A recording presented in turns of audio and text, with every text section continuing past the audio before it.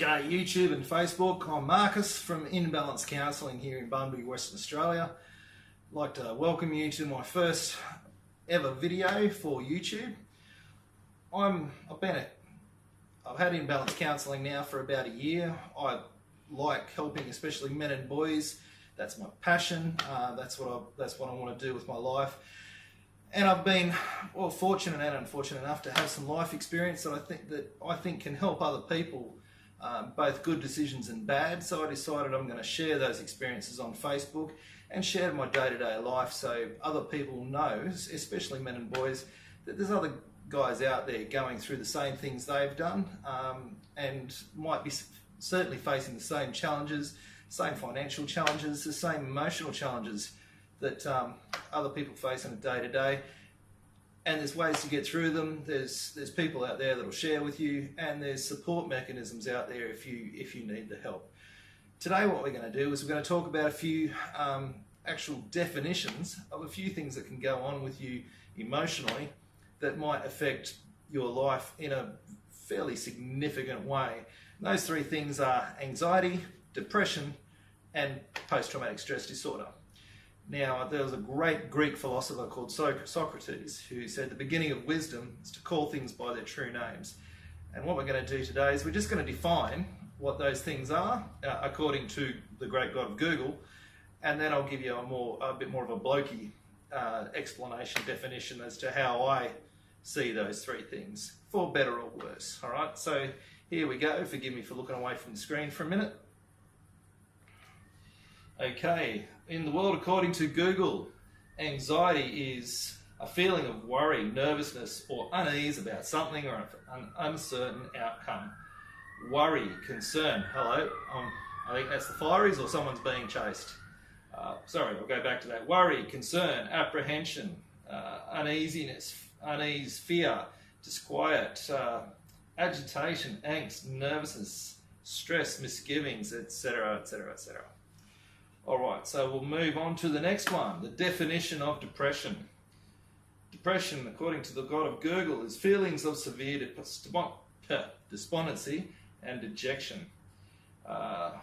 Melancholy, misery, sadness, unhappiness, sorrow, woe, gloom, dejection, despondency, despair, etc., etc.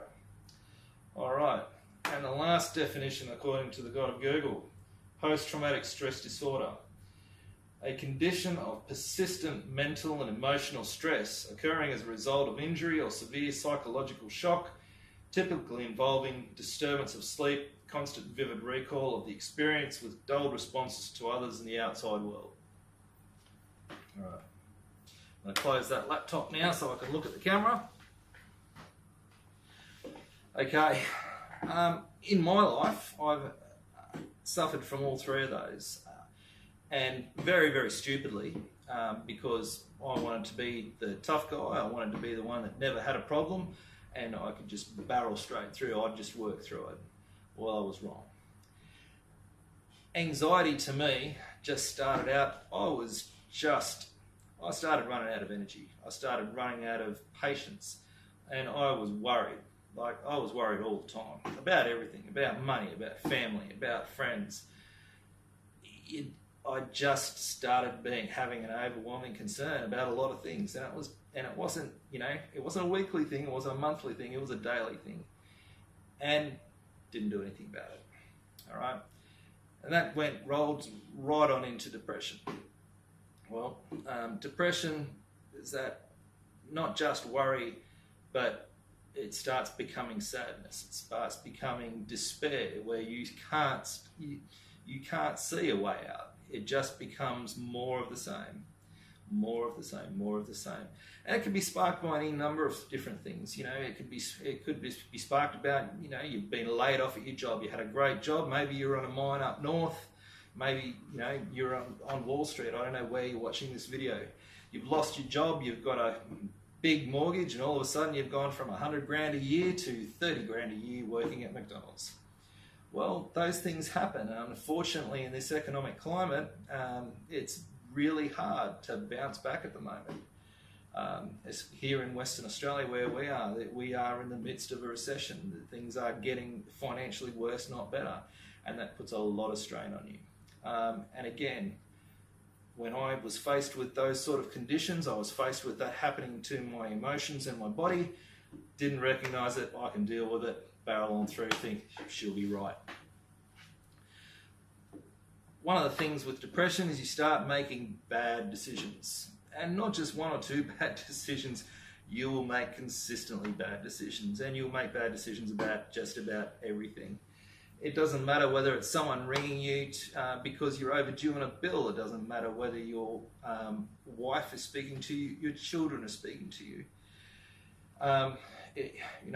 You'll in the face of telling the truth, because it's tough, and and you're in a bad way, you'll start lying, or maybe not, maybe you will, maybe you don't. It's individual. It's not a one size fits all sort of problem for people.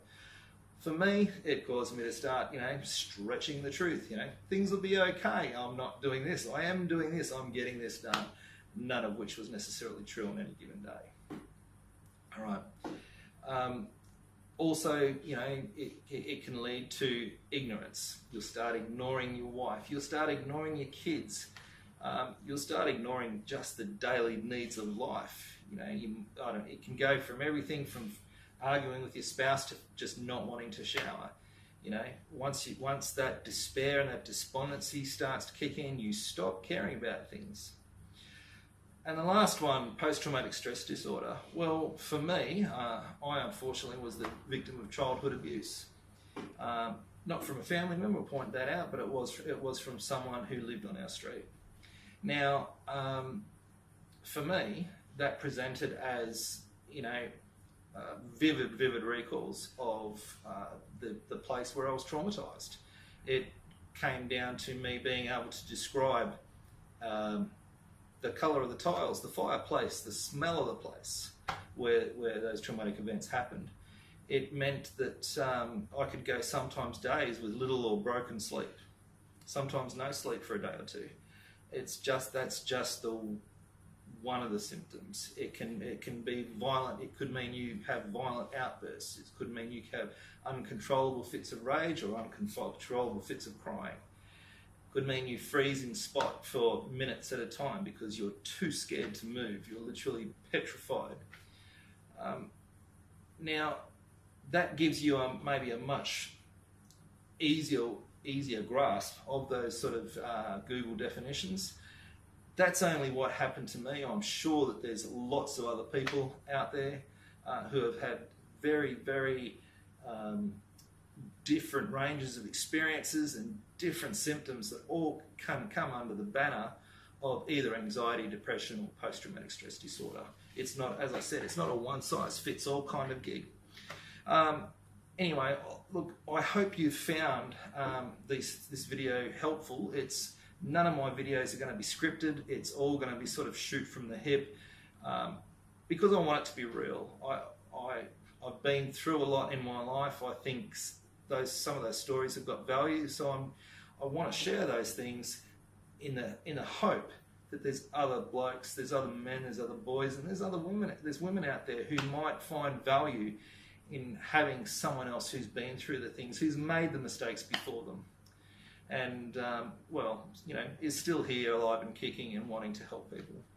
So anyway, I wish you all the best. Again, if you like this video, I found it helpful, I'd appreciate it in a great deal if you'd like my Facebook page, Inbalance Counselling, here in Bunbury, Western Australia.